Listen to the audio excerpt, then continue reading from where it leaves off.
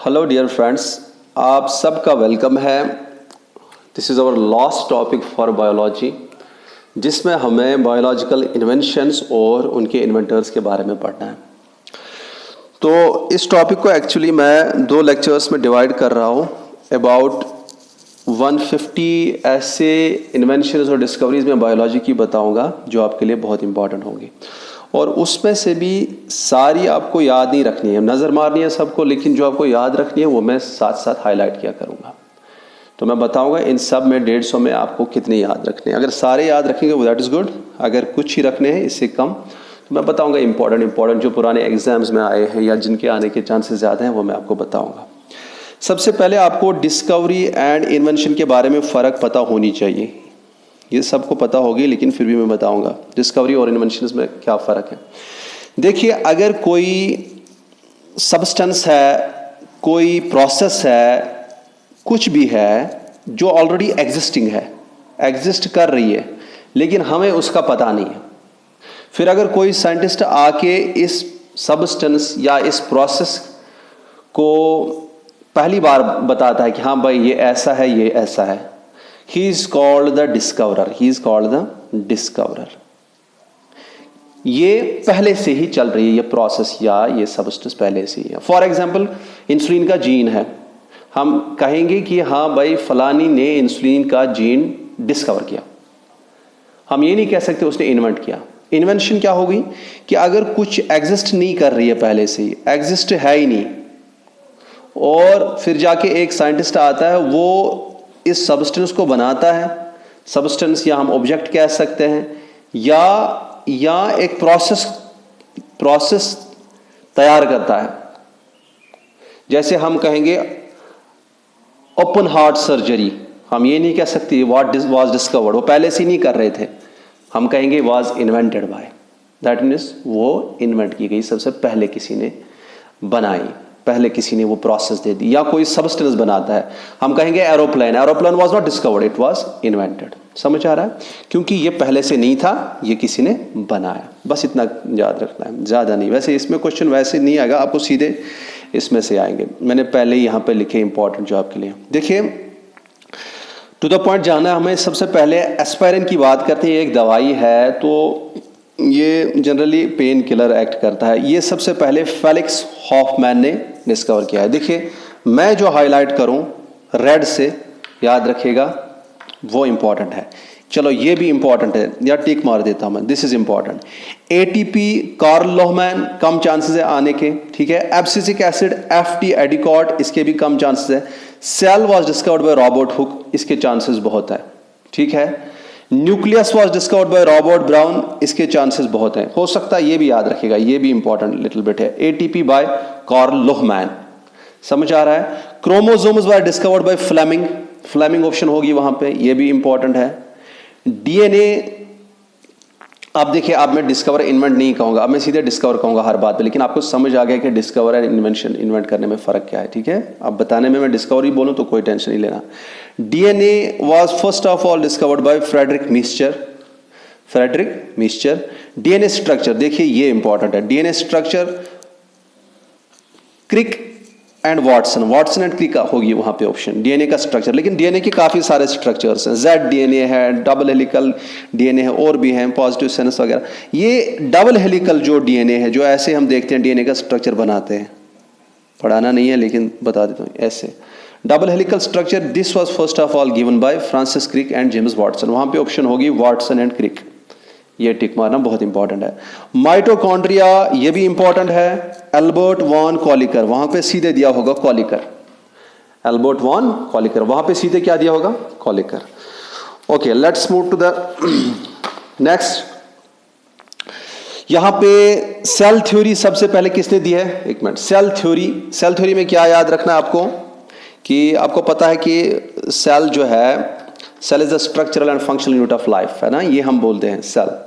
और pre existing cells जो होती हैं वो नए सेल्स पे बनते हैं। ऐसी ही दुनिया में सेल नहीं आ सकती, नई सेल, जब तक पुरानी सेल डिवाइड नहीं करेगी तब तक नई सेल नहीं आएगी। ऐसा ही कुछ इसमें बोलते हैं। ये 2 साइंटिस्ट के नाम जाती है ये थ्योरी, एक है चिल्ड्रन एंड शिवान भी कह सकते हो आप, ये दोनों आप याद रखिएगा।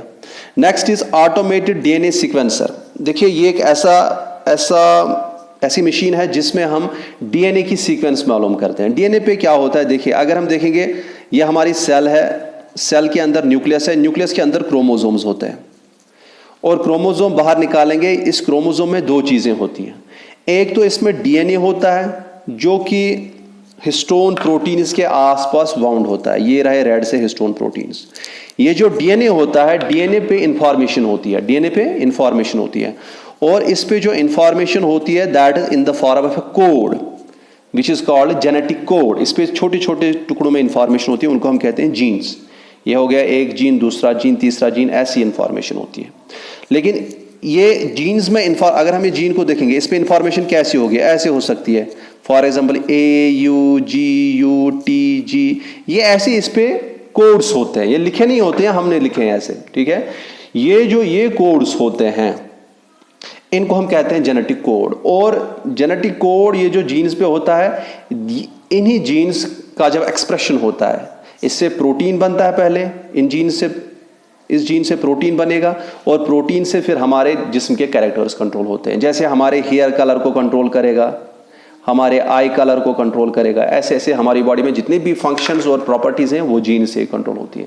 अब देखिए, अब इस डीएनए पे इस कोड की क्या सीक्वेंस है, पहले AUGUTG, ये सारा ये जो सीक्वेंस इस पे है, ये देखने के लिए काफी सारे तरीके किए गए थे। उसमें जो ऑटोमेटेड डीएनए सीक्वेंसर, वो मशीन जिसमें ऑटोमेटिकली हम डिटेक्ट कर रहे हैं, that was first of all invented bye किसने, लियोड एम स्मिथ, ये याद रखेगा। तो डीएनए पे जो कोड है, जेनेटिक कोड है, उसकी सीक्वेंस देखने के लिए।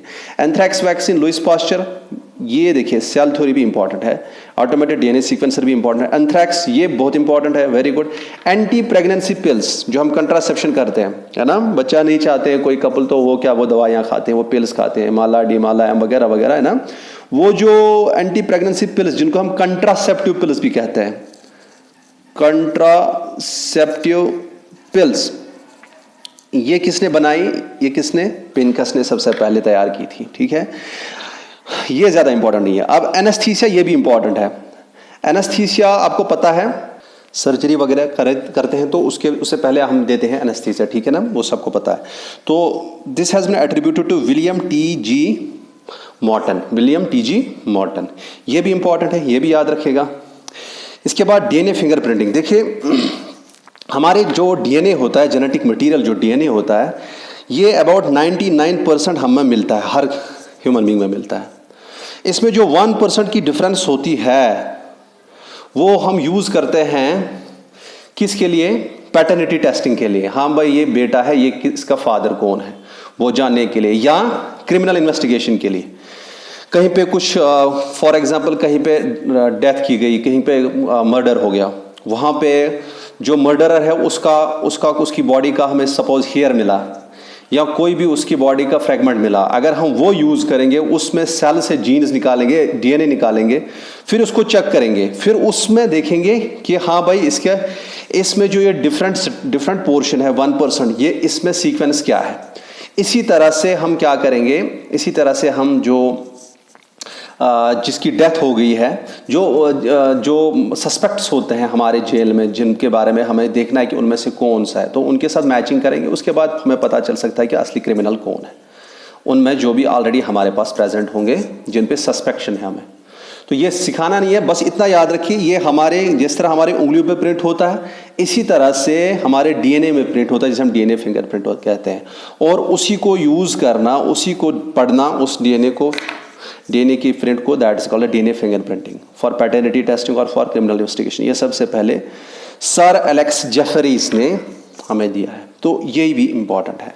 आप देखिए सेल हमने डिस्कस किया था, एक मिनट शायद, यहाँ पे जो सेल की हम बात कर रहे हैं, यहाँ पे पहले ये जो मैंने कहा था रॉबर्ट हुक, ये सबको पता है, लेकिन इसने जो डिस्कवर किया था that was not a living cell. इसने एक्चुअली सेल वॉल्स डिस्कवर किए थे, ठीक है, नॉट लिविंग सेल। बट अगर आपको ऑप्शन आता है वहां पे सेल वाज डिस्कवर्ड बाय, तो आप सीधे रॉबर्ट हुक दे देना। ये अगर उधर लिविंग सेल आ गया ऑप्शन, अगर वहां पे लिविंग सेल आ गया option, living cell was first of all discovered by, तो आप ये लिखेंगे Anton von Leeuwenhoek. Anton von Leeuwenhoek, तो ये भी इंपॉर्टेंट है। वायरस भी इंपॉर्टेंट है, इट इज़ इवानोव्स्की, ये मैंने आपको पहले ही कहा है, ये भी ऑप्शन वहाँ होगी, तो ये भी इंपॉर्टेंट है। इसके बाद है यही जीन्स, यही हमारे डीएनए पे जो ये कोड होता है जिसे हम क्या कहते हैं, genetic code. Genetic code was first of all given bye किसने, एक्चुअली इसने ट्रिपलेट कोडान का कंसेप्ट दिया, वो आपको सीखना नहीं है, बस ये जेनेटिक कोड के बारे में किसने बताया, अगर ये ऑप्शन आ गया जॉर्ज गैमो, ये उतना इंपॉर्टेंट नहीं है। डीडीटी बहुत इंपॉर्टेंट है। डीडीटी की फुल फॉर्म कभी पूछते हैं, यहाँ लिख देता मैं, डाइफिनाइल ट्राइक्लोरो इथेन, ये है इसकी फुल फॉर्म, कभी पूछ लेते हैं, डाइफिनाइल ट्राइक्लोरो इथेन। तो डीडीटी इज ए पेस्टिसाइड, आप सबको पता है, ये सबसे पहले किसने बना है, that is Paul Hermann Muller. Vitamins की बात करेंगे, अगर ये आया, ये भी देखिए डीडीटी भी बहुत इंपॉर्टेंट है। इसी तरह से विटामिन्स, ये भी इंपॉर्टेंट है। फंक होगा वहां पे ऑप्शन, कैसमीर फंक, ये इसको टिक मार के आना। बैक्टीरिया आ सकता है, ये भी इंपॉर्टेंट है, एंटोनी वॉन लेवेनहॉक, ठीक है। लाइसोसोम्स कम चांसेस है इसके, लेकिन थोड़े से मतलब मुझे लगता है ये भी आ सकता है। क्रिश्चियन डी डूवी याद रखिएगा। स्पर्म एंटोनी वॉन लेवेनहॉक, जो यहाँ पे बैक्टीरिया के लिए भी रेस्पॉन्सिबल है, तो स्पर्म का क्या आएगा, एंटोनी वॉन लेवेनहॉक, ये इसके उतने चांस नहीं, इसके चांस है। क्लोरोफॉर्म देखिए क्या होता है, ये आपको पता होना चाहिए, ये एक सॉल्वेंट है। पहले हम इसको एनेस्थीसिया में यूज़ करते थे बेहोश करने के लिए, जब डॉक्टर्स मतलब सर्जरी के लिए शुरू करते थे सर्जरी, तो वो इसको एनेस्थीसिया के लिए यूज़ करते थे। इट इज़ एन एल्कलॉइड, लेकिन आजकल ये यूज़ नहीं करते हैं। आजकल हम इसे क्या करते हैं, इसको ड्रग्स में solvent as a solvent use करते हैं। It is a good solvent, ठीक है। तो फायर एक्सटिंग्विशर्स में भी इसको यूज़ करते हैं और काफ़ी सारे मैन्युफैक्चरिंग आइटम्स में यूज़ करते हैं, लेकिन आजकल इसे एनेस्थीसिया में यूज़ नहीं करते। ये आपके लिए इंपॉर्टेंट है क्लोरोफॉर्म में। सेक्स हार्मोन्स आपके लिए इंपॉर्टेंट नहीं है, यूजिन स्टिनैक ये उतना इंपॉर्टेंट। सल्फर ड्रग्स डाल सकते हैं, गेहार्ड डोमैग, ठीक है, गिरहार्ड बोलेंगे या गेहार्ड डोमैग, ये आ सकता है। Cancer gene not that much important. Oncogene, cancer gene को हम कहते हैं ऑन्कोजीन्स, क्या कहते हैं, ऑन्कोजीन्स। अच्छा, तो रॉबर्ट वीनबर्ग उतना इंपॉर्टेंट नहीं है, लेकिन आप याद रख सकते हैं। फर्स्ट एंजाइम जाइमेस, ये आ सकता है एडवर्ड बचनर, ये याद रखेगा। नेक्स्ट वेरी इंपॉर्टेंट, कई बार एग्जाम्स में पूछा गया है, that is X rays were discovered by William Roentgen, ठीक है, ये इंपॉर्टेंट है। ब्लड सर्कुलेशन बहुत इंपॉर्टेंट है, विलियम हार्वे, किसने सबसे पहले एक्सप्लेन की blood circulation, that is William Harvey. अगर ये भी इंपॉर्टेंट है, अगर ये आया blood groups A, B and O, इसके लिए एक साइंटिस्ट रेस्पॉन्सिबल है, उसका नाम क्या है, कार्ल लैंडस्टीनर, ये इंपॉर्टेंट है। ब्लड ग्रुप ए बी, देखिए ए बी ओ इसने किया है, ए बी जो है it were two scientists for it, one is DiCastillo and another is Sturley, ये समझ आ रहा है, वेरी गुड।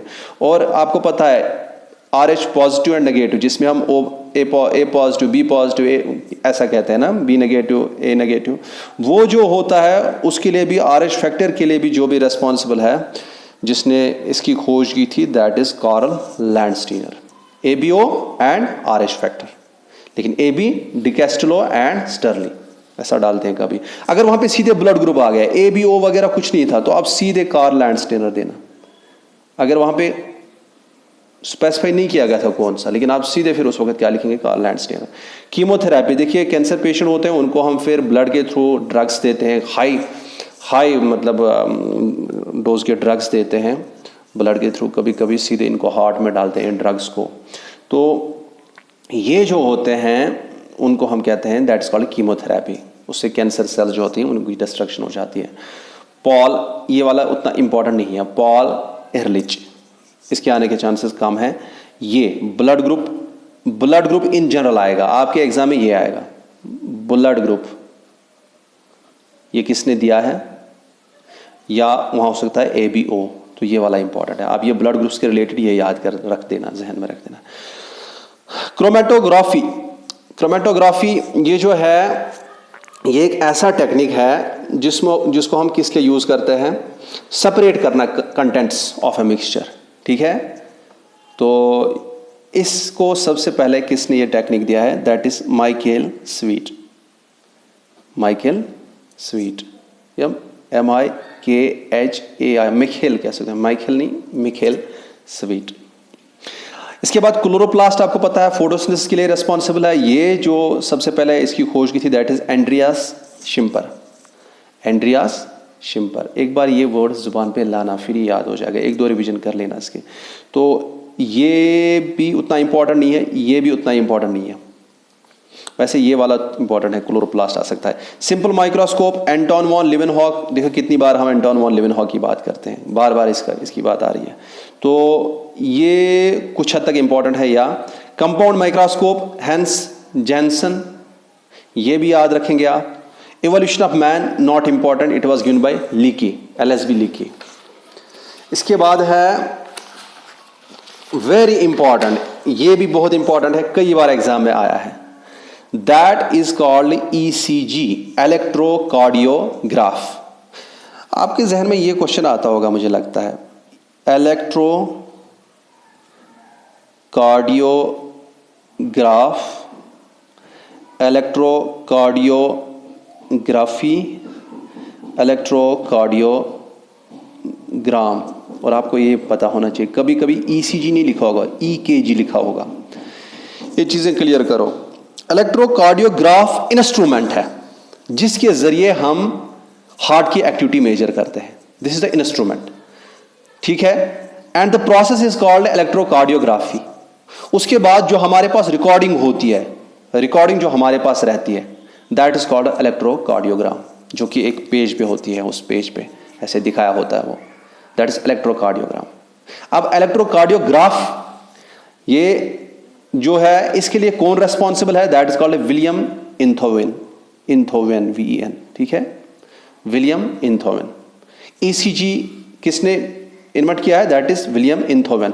और कहीं कहीं पे EKG लिखा होगा, कहीं कहीं पे EKG लिखा होगा, वहां पे कंफ्यूज नहीं होना है, K refers to cardia, this is in other meaning it means heart, okay. अच्छा, अगर वहां पे ये आया, यहां लिखा नहीं मैंने, लेकिन अगर वहां पे EEG आया, इलेक्ट्रोएन्सेफलोग्राफी, जिसमें हम ब्रेन की एक्टिविटी मेजर करते हैं, इलेक्ट्रिक एक्टिविटी, इसका इन्वेंटर अगर आया तो आप ये लिखेंगे HANS, हंस बर्गर, याद रखेंगे, EEG इज हंस बर्गर।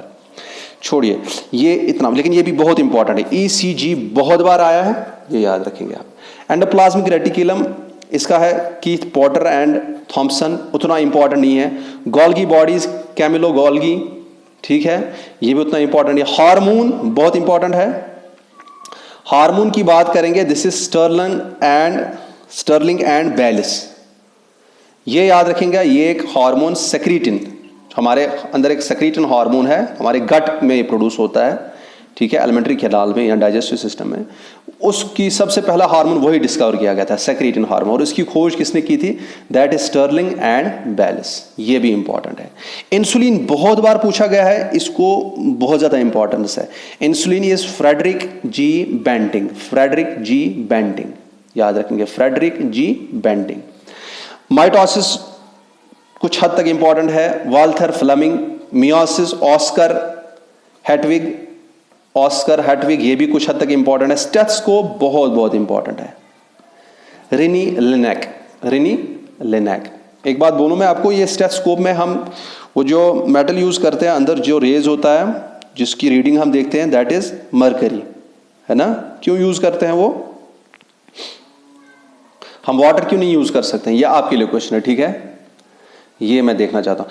इसके बाद पेनिसिलिन जो है, ये आपको पता है, दिस इज पेनिसिलिन जो वैक्सीन है, ये जनरल में ब्रॉड स्पेक्ट्रम है, ये काफ़ी सारे बैक्टीरिया के खिलाफ लगता है, स्पेशली निमोनिया के वगैरह। तो ये जो है, it was first of all invented by Alexander Fleming, ठीक है, ये याद रखेंगे आप। बीसीजी वैक्सीन बहुत इंपॉर्टेंट है, ये दोनों इंपॉर्टेंट है। बीसीजी वैक्सीन बहुत इंपॉर्टेंट है, कैलमीट एंड ग्यूरिन, कैलमीट एंड ग्यूरिन, ये मैंने आपको कहा है, C&G, बैसिलस, कैलमीट, ग्यूरिन, ये मैंने एक लेक्चर में आपको कहा है। और इसके बाद नॉट सो मच इंपॉर्टेंट, लेकिन फिर भी आपको मैं बता देता हूं, दैट इज टेमिनिज्म। टेमिनिज्म क्या होता है आपको पता होना चाहिए। जो इंफॉर्मेशन हमारी सेल्स में फ्लो करती है वो डीएनए से, मैंने अभी बताया था, डीएनए पे जीन्स होते हैं, उनसे प्रोटीन बनता है और प्रोटीन से फिर हमारे बॉडी के कैरेक्टर्स कंट्रोल होते हैं, ये मैंने बताया आपको। लेकिन आपको ये पता होना चाहिए डीएनए से प्रोटीन बनने के लिए 2 स्टेप होते हैं। पहले स्टेप में आरएनए बनता है, उसके बाद ये आरएनए प्रोटीन बना देता है। डीएनए से आरएनए बनना, इसे हम कहते हैं ट्रांसक्रिप्शन। क्या कहते हैं? ट्रांसक्रिप्शन। और उसके बाद आरएनए से प्रोटीन बनाना, इसे हम कहते हैं ट्रांसलेशन। समझने की जरूरत नहीं यहां से, इतना याद रखिए कि ये जनरल में हमारी सेल्स में इंफॉर्मेशन फ्लो करती है। लेकिन जो रेट्रोवायरसेस होते हैं, जैसे एड्स वायरस है, HIV virus, HIV human immunodeficiency virus, retroviruses हो गए वो वायरसेस जिनमें आरएनए होता है। और याद रखिएगा एचआईवी इज ए रेट्रोवायरस, उसमें आरएनए है। उनमें क्या होता है, उनमें आरएनए से उनका जेनेटिक मटेरियल आरएनए है, उस जेनेटिक मटेरियल से पहले डीएनए बनाया जाता है, फिर जाके यही प्रोसेस होती है। क्योंकि उनको पता है उनको अपने पार्टिकल बनाने हैं, अपने बॉडी के स्ट्रक्चर्स बनाने हैं, तो अपने आरएनए से वो डीएनए पहले बनाएंगे, उस डीएनए से फिर अपने स्ट्रक्चर्स बनाएंगे बाय दिस प्रोसेस, कोई भी कैरेक्टर उनका चाहिए तो आरएनए से डीएनए बनाना, इसे हम कहते हैं रिवर्स ट्रांसक्रिप्शन, रिवर्स ट्रांसक्रिप्शन। और इसी को हम दूसरा नाम देते हैं टेमिनिज्म। क्या देते हैं? टेमिनिज्म, because टेमिनिज्म was first of all discovered bye Howard Temin, और इसी के साथ था कौन? David Baltimore. वहां पे ऑप्शन ये होगी डायरेक्ट, टेमिन, हॉवर्ड टेमिन, वहां पे बाल्टीमोर नहीं होगा। लेकिन अगर दोनों होंगे तो दोनों को सिलेक्ट कर लेना, इसलिए मैंने दोनों रखे। अच्छा, टिश्यू कल्चर देखिए, इसमें क्या होता है, हम प्लांट या एनिमल के सेल्स, या पर्टिकुलरली प्लांट्स में ज्यादा ये यूज करते हैं। प्लांट का जो पार्ट होता है उसको हम आर्टिफिशियल मीडियम में ग्रो करते हैं, आर्टिफिशियल मीडियम में ग्रो करते हैं, that is called tissue culture. And this was given by doctor Alex Carrel, doctor Alex Carrel. अच्छा, स्ट्रेप्टोमाइसिन एंटीबायोटिक, ठीक है, इसके लिए 3 रिस्पॉन्सिबल है, ये उतना इंपॉर्टेंट नहीं है। देखिए टेमिनिज्म भी उतना इंपॉर्टेंट नहीं है। टिश्यू कल्चर आ सकता है, चांसेस है। स्ट्रेप्टोमाइसिन हो सकता है, इसके भी चांस है। सैल्मन वॉक्समैन एक ये है, Albert Schatz and Elizabeth Bugie, Elizabeth Bugie, ये याद रखेंगे ये 3 नाम। लेकिन उतना कम चांस है इसके कम चांसेस है। Plasmodesmata no chances at all. This is Edward Tangl, Edward Tangl, ये याद रखेंगे आप। फोटो रेस्पिरेशन नहीं पूछेंगे आपसे, ऑटो वारबर्ग। देखिए प्लाज्मोडेसिमेटा क्या होता है, प्लांट सेल्स में साइटोप्लाज्म, जो एडजेसेंट सेल्स होते हैं उनमें साइटोप्लाज्म में कंटिन्यूटी होती है, उनका जो साइटोप्लाज्मिक मटेरियल है आपस में कंटिन्यू होता है 2 सेल्स के दरमियान, उस कंटिन्यूटी को हम प्लाज्मोडेसिमेटा कहते हैं। फोटो रेस्पिरेशन एक वेस्टिबुलर प्रोसेस है जो कि गर्मी में हो जाती है, कुछ प्लांट्स में हो जाती है, जो बहुत ही वेस्टफुल प्रोसेस है, ठीक है, जो ऑक्सीजन को यूज करती है। हमें प्लांट्स से ऑक्सीजन मिलना चाहिए, वो ऑक्सीजन को यूज करते हैं खुद ही। तो ये एक फोटो रेस्पिरेशन एक wasteful process, it's is from Otto Warburg. Mutations, I think the chances are there. Mutations जो है Thomas Hunt Morgan, Thomas Hunt Morgan, ये म्यूटेशंस क्या होते हैं, सडन चेंजेस आती हैं जेनेटिक कंपोजिशन में, जो कि आगे वाली सेल्स में चलती हैं। आगे वाली सेल्स में जो सेल डिवाइड करती है, सेल में पहले कुछ सडन चेंज आ गई जेनेटिक कंपोजिशन में, फिर अचानक जो उससे 2 सेल्स जो बनेगी या डिवीजन होकर बाकी सेल्स बनेंगी, उन सेल्स में भी वो जेनेटिक चेंज आएगी, रहेगी, कंटिन्यूटी रहेगी उस चेंज की, सडन चेंज हो रही है, ठीक है। तो म्यूटेशंस, थॉमस हंट मॉर्गन, ये क्या कर रहा था वो समझना नहीं है, लेकिन हाँ। इसके बाद ओवम, बहुत कम चांसेस है। मैमलियन ओवम, ये कार्ल अर्न वॉन बेयर ने देखे हैं for the first time, mammalian human ovum. Mammals हो गए हम, जो मैमल्स दुनिया में वो एनिमल्स हैं जो बच्चों को दूध देते हैं, जिनके पास मेमोरी ग्लैंड्स होते हैं, ठीक है, जिसमें हम भी आते हैं। माइक्रोटोम, ये विलियम हिस, कम चांसेस है इसके भी, नहीं आएगा मुझे नहीं लगता है, माइक्रोटोम क्या होता है? हम माइक्रोस्कोप पे जब कुछ देखना होता है, कुछ लिविंग टिश्यू देखना होता है, उसके हम थिन स्लाइसेस बनाते हैं। ये एक इंस्ट्रूमेंट हमारे लैब में होगा, वहाँ पे उससे थिन स्लाइसेस बनाई जाएंगी, दैट इज माइक्रोटोम। अच्छा, giant salivary gland chromosomes by Balbiani, इसके चांसेस बहुत कम है। ये कुछ इंसेक्ट्स में पाए जाते हैं, ये सेलिवरी ग्लैंड में बड़े बड़े क्रोमोसोम्स, लेकिन ये आपको नहीं आएगा। इंटरफेरॉन चांसेस कम है। मैंने यहाँ पे लिखा क्यों है? क्योंकि मैं चाहता हूँ कि आप जनरल में ये जहन में रखें, हो सकता है इसमें भी आ जाए, ठीक है। जो मोस्ट इंपॉर्टेंट है वो मैं बता रहा हूँ आपको। इंटरफेरॉन्स बहुत कम चांसेस हैं। It is Alick Isaacs and Jean Lindenmann Alex Isaacs and Jean Lindenmann. ये इंटरफेरॉन आपको पता है, जब वायरस किसी सेल को इन्फेक्ट करती है बॉडी में, तो मैंने कहा है आपको कि बॉडी की वो सेल चिल्लाती है, वो यही रिलीज करती है ताकि बाकी जो हेल्दी सेल्स हैं वो खबरदार हो जाएं और वो एंटीवायरल प्रोटीन सेक्रेट करें ताकि उनको ये वायरस, आने वाला वायरस कुछ डैमेज ना करे। उसके बाद है रिडिस्कवरर्स ऑफ मेंडलिज्म। देखिए मेंडल जो है ना, this is called the father of genetics, और इसने कुछ लॉज दिए थे जिनको हम कहते हैं मेंडल्स लॉज ऑफ जेनेटिक्स।